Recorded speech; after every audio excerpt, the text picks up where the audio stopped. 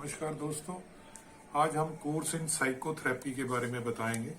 Basically हर बंदा psychotherapy में interested नहीं होता, पर जैसे जैसे कोई सेंसिटिव होता है इस इश्यू के लिए, या कोई आप खुद डिप्रेशन से पीड़ित होता है, या उसके घर का कोई बंदा अफेक्टेड होता है, या वो कोई किसी से एसोसिएटेड हुआ तो उस बंदे ने कहीं सुसाइड कर लिया, तो उसके मन में एक ट्रॉमा सा रह जाता है कि उसके पास कोई हीलिंग साइंसेज या ऐसी बंदों को समझने की कोई नॉलेज होती तो ज्यादा बेहतर था। तो दोस्तों, कई बार सामने वाला बंदा, आपका दोस्त, आपका भाई बहन, आपका बच्चा आपको हिंट दे रहा होता है।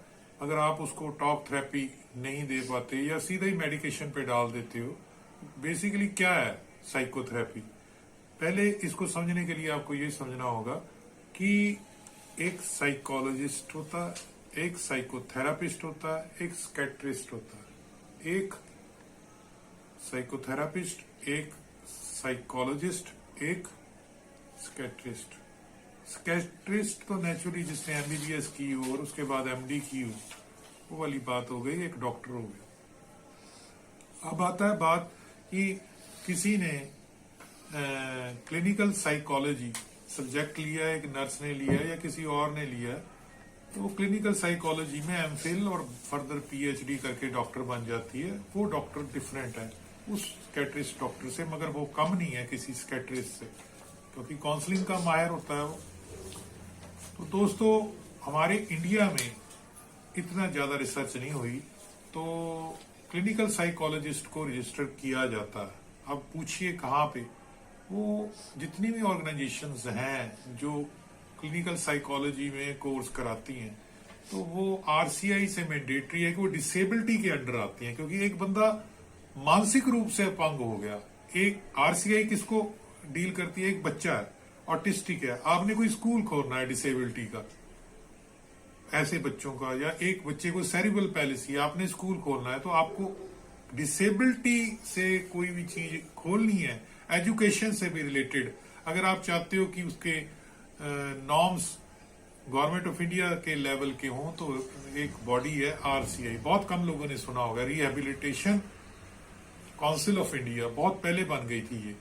तो इवन ऑक्यूपेशनल थेरापिस्ट हैं, जो प्रोस्थेटिक्स हैं, जो अंग बनाते हैं, आर्टिफिशियल कृत्रिम अंग बनाते हैं, उनको भी उधर से रजिस्ट्रेशन मिलती है। तो फिर कल को जॉब में और जगह पे, क्योंकि जैसे मान लीजिए ब्लाइंड लोग हैं, डेफ एंड डम है, और या जिंदगी में हम डेफ एंड डम किसी टाइम होंगे, या मानसिक रूप से एक बंदा अपंग हो गया, तो वो भी डिसेबिलिटी में आता है। तो क्लिनिकल साइकोलॉजिस्ट जो होते हैं, वो एमफिल पीएचडी के बाद उनकी रजिस्ट्रेशन होती है आरसीआई में। मगर अभी तक कोई बॉडी नहीं बनी नेशनल जो साइकोथेरेपी के छोटे मोटे डिप्लोमे उनको रजिस्टर करती हो, क्योंकि अभी रेगुलेटरी बॉडी नहीं है।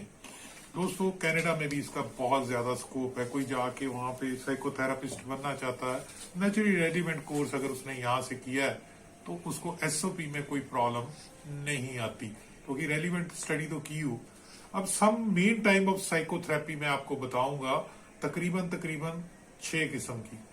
Psychodynamic, cognitive behaviour therapy, cognitive analytical therapy, humanistic therapy, interpersonal psychotherapy and family and couple systemic therapy. दोस्तों, मैं दोबारा रिपीट करता हूँ, एक बंदा दारू पीता है, उसको काउंसलिंग करनी है,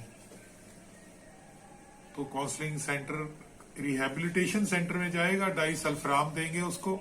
जब भी वो अल्कोहल में जो भी कंसर्न बंदा होगा उसको मिक्स करेगा डाइसल्फराम, तो डाइसल्फराम में एंटीडॉट है अल्कोहल का, उसी रिसेप्टर पे जाएगा जहां पे अल्कोहल जाती है। जब वो बंदा दारू पिएगा उसको दी हुई, तो उसके पेट में दर्द होगा, क्योंकि वो रिसेप्टर जो डाइसल्फराम वाला है, वो थोड़ा सा, आप रिसेप्टर और लॉक एंड की पढ़िए, फार्माकोलॉजी पढ़िए, तो आपको अंदाजा हो जाएगा। उससे अगली बारी उसको दारू पीने से नफरत हो जाएगी। तो कई तरह के तरीके होते हैं उस बंदे को समझाना। उस बंदे को या तो फिजिकली वो सिम्टम आने शुरू हो जाएंगे, जिससे पेट में दर्द, वॉमिटिंग, डायरिया, और कहीं पर तो डेथ भी हो जाती है। वो अंडर क्वालिफाइड प्रोफेशनल के किया जाता है अल्कोहल छुड़वाने का, जब सब्सटेंस अब्यूज पे भी हम बनाएंगे एक वीडियो, तो उसमें होता है। तो दोस्तों, ये साइकोथेरेपी का कोर्स जो है उसके 6 मंथ्स का भी कई संस्थाएं कराती हैं, कोई 2 साल का भी, 1 साल का भी। अगर नेचुरली आप इंटरेस्टेड हो तो उन संस्थाओं के बारे में आपने पूछना है तो हमें व्हाट्सएप कर सकते हो, फोन मत कीजिए। 9872468540। कई संस्थाएं ऑनलाइन डिस्टेंस भी ये करवाती हैं, तो आपके अंदर कुछ जील है वो पूरी होती है। मैं फिर दोबारा रिपीट करता हूँ, psychotherapy is entirely different, that is a talk therapy from psychology, that is clinical psychology. Clinical psychology बिल्कुल डॉक्टर लाइन से जुड़ गई। और थर्ड इज कैटरिस्ट। ये 3 डिफरेंट चीजें हैं। दोस्तों, अब मैं आपको फिगर बताता हूं जो मैंने नोट की है। 2016 में number of suicide in India has increased up to 2,30,314। 2,30,314 2016 में सुसाइड हुए। और जो एज ग्रुप देखा गया 15 से 29 देखा गया। अब टीन एज है ये वाली टीन एज, और थोड़ा सा मिडिल एज भी नहीं कह सकते। और 15 से 39 वाला ग्रुप, 15 से 29 और 15 से 39 वाला देखा गया। और पूरे वर्ल्ड में 8 लाख लोग हर साल मरते हैं, जिसमें से 1,35,000 17% रेजिडेंट ऑफ इंडिया होते हैं। तो आप अंदाजा लगा लिए कि 17.5%, लगभग आप कह सकते हो 20%, 1/5वां हिस्सा सुसाइड से बंदा मरे इंडिया में, क्योंकि पॉपुलेशन इसकी इतनी है। 1,35,000 का मर जाना बहुत बड़ी बात है हर साल। और पूरे वर्ल्ड में कितने मर रहे हैं? 8 लाख। इसमें mental health is the main issue. अब सवाल आता है बिजनेस का, स्टडी का, कैरियर का। अब नेचुरली जहां डिमांड होगी सप्लाई होगी। इसलिए आप कनाडा में जा रहे हो, यूके में जा रहे हो, आयरलैंड में जा रहे हो, जितनी भी आप कोल्ड कंट्री में जाओगे, जो मेरी रिसर्च कहती है, आपको डिप्रेशन होगी। और या आप एक छोटी लेन होती है सड़क की छोटी लेन से आप अपर लेन में जाओगे तो स्पीड ज्यादा करनी पड़ती है। जितनी स्पीड ज्यादा होगी, स्पीड थ्रिल्स बट किल्स। तो जितना पैसे के पीछे दौड़ोगे, पैशंस के पीछे दौड़ोगे, आपको लेन चेंज करनी पड़ेगी। 20-40 वाली स्पीड आपने देखी होगी, दिल्ली NH-32 देखी है ना, आप जा रहे हो, लेन चेंज की, स्पीड तेज। अब स्पीड फिर तेज होती है तो राणा जी बन जाते हैं। हमारे एक मित्र थे राणा जी, वो बहुत आगे निकल गए हमारे से, स्पीड बहुत तेज कर ली। कभी कभी मेरे को फोन करते हैं कि मैं हवाई जहाज से यहाँ उतर रहा हूँ, उदयपुर उतर रहा हूँ, तो स्पीड क्रैश करती है। Speed kills but thrills. तो जिंदगी में एक्यूरेसी होनी बहुत जरूरी है। अगर आप स्पीड तेज करते हो तो एक्यूरेट कम हो जाओगे, इनएक्यूरेसी होगी, गलतियां होगी, एरर्स होंगी, आप कई बंदों का दिल दुखा जाओगे, अपने नजदीक के स्टाफ का, और भी इनसेंसिटिव हो जाओगे, क्योंकि हर वक्त आपका फोकस पैसे पे रहेगा। सक्सेसफुल सेटिस्फेक्शन से आप आते हो। सेटिस्फेक्शन अगर आप में स्टाइटी आ गई पहले ही, तो आपको मेडिटेशन करने की जरूरत नहीं है। तो ये आंकड़े बोलते हैं। अगर इसको बिजनेस में लिया जाए, कैरियर में लिया जाए, तो कनाडा में ज्यादा पॉपुलेशन एल्डर की है, और ज्यादा उनको हर बंदा अमेरिका में, कनाडा में, जो डेवलप कंट्री है, वहां डिप्रेशन क्यों है? सब तो कुछ है, यही तो है, सब कुछ है इसलिए कि कुछ अब बचे ही नहीं जिंदगी में। दैट्स वाई लोग सुसाइड कर जाते हैं। सबसे ज्यादा उधर के लोग यूथेनेसिया मांगते हैं कि हमें दर्द नहीं चाहिए हो, छोटी सी भी दर्द, कैंसर हो गया, वो कहते हैं हमें अब जीने की तमन्ना नहीं रही, हमें मार दो। तो इतनी पिटीशन वहां लगी हुई है यूथेनेसिया की। तो इससे काफी सिद्ध होता है कि मेंटल हेल्थ वाला इशू बहुत बड़ा इशू है। अगर आपने बाहर जाना है तो मेंटल हेल्थ से एसोसिएटेड कुछ ना कुछ जुड़िए, बुजुर्गों से कुछ जुड़ी चीज कीजिए, तो आप सक्सेसफुल होंगे। हाँ, आपको मगज खपाई बड़ी होगी। मगज होता है दिमाग, पंजाबी में अफगानिस्तान, पख्तून का वर्ड है, पख्तून वर्ड है अफगानिस्तान। ये मगज खा गया जी बंदा, पंजाबी च मगज मतलब ब्रेन खा गया जी साडा। तो बेसिकली मेंटल हेल्थ से जुड़ी चीज कोई करेंगे तो नेचुरली आपने कोई मेडिसिन नहीं दी, आपने टॉक थेरेपी की, अलग अलग तरह के इंडेक्स होते हैं। जैसे मैं अगली वीडियो बायोफीड मैकेनिज्म पे बनाऊंगा। तो बायोफीड मैकेनिज्म क्या है? किसी 22-23 लड़का था, मेरा मित्र था, मेडिकल कॉलेज में MBBS कर रहा था। उसने 30 गोली पैरासीटामोल की खा ली। डेविडसन की किताब में पढ़ा, उसकी बिलवर्ड ने उसको धोखा दिया और वो 30 गोली खा गया। उसके बाद एकदम उसने अपनी माँ से बोला, तो उसने ले गए हॉस्पिटल बेचारे को, और गैस्ट्रिक इलाज करके वो बंदे का लीवर रीनल फंक्शन खराब हो गया, बच गया वो। अब डॉक्टरों ने उस मेरे मित्र को, पहले तो मेरे को इस चीज से बहुत जिंदगी में एक मिलती है कि बंदे का, उसको पिछले 3 महीने से उसका दोस्त बोल रहा था कि एंटी डिप्रेसेंट पे आ जाओ, एंटी डिप्रेसेंट। वो कहता था एंटी डिप्रेसेंट क्या होते हैं, मैं तो ठीक भला हूं, इससे क्या होगा। हमारे दिमाग में जो डोपामीन है, वो जो न्यूरोह्यूमरल ट्रांसमीटर है, हैप्पी हार्मोन कम होने जो शुरू हो जाते हैं, वो कम होने शुरू हो जाते हैं, अलर्ट आता है। और एक अलर्ट आता है, जैसे कि हमारे शरीर में लाइसोसोम होते हैं, सुसाइडल बैग्स, ऐसे ही हमारे शरीर में भी ट्रिगर शुरू होते हैं सुसाइड के लिए, मन में ख्याल आने। तो जैसे कई बार मैंने कोट पढ़ा है कि टाइटैनिक जहाज, जो हमारा खुशी का जहाज है, वो कभी भी डूब नहीं सकता पानी में। पानी में जहाज होता है टाइटैनिक, या आपकी आइडेंटिटी या आपका सेल्फी कॉन्फिडेंस डूबता नहीं है, वो पानी में ही तैरता है, और वही पानी उसको डुबो देगा। कैसे? एक नेगेटिव फीलिंग आ गई, एक छोटा सा होल जो है, वही पानी अंदर आ गया। तो जब आपके अंदर नेगेटिव फीलिंग आ गई जो बाहर पॉजिटिव बन के थी, तो वही जहाज डूब जाएगा। तो आप याद रखिए, एक होती है ईगो, एक होती है सेल्फ रिस्पेक्ट। एक बंदा सेल्फ रिस्पेक्ट के लिए मैं करता है, एक लेवल पे आके वो मैं करना बंद कर दे, तो इसका मतलब है कि उसका डैमेज हो गया, सेल्फ रिस्पेक्ट डाउन हो गई। और फिर वो अप्रिशिएट करना नहीं, वो अपने आप को ही कोसना शुरू कर देता है, मैं इसके लिए जिम्मेवार हूं, मैं नहीं ठीक हो सकता। वो बूस्ट अप करने की जरूरत है टॉक थेरेपी से। या तो अकेली यूज होती है ये, या होती है मेडिकेशन के साथ, साइकियाट्रिस्ट के बाद साथ बात करके। दूसरा, ग्रुप थेरेपी भी चाहिए, घर वालों का भी कोऑपरेशन चाहिए। बार बार किसी बंदे का बिजनेस में फेल होना, बार बार किसी लड़की का या लड़के का मैरिज के लिए रिजेक्ट हो जाना, बार बार किसी लड़के या लड़की का प्यार में धोखा खा जाना, बार बार किसी का बिजनेस में या किसी पे विश्वास करना और वो पैसे लेके दौड़ जाना बंदा।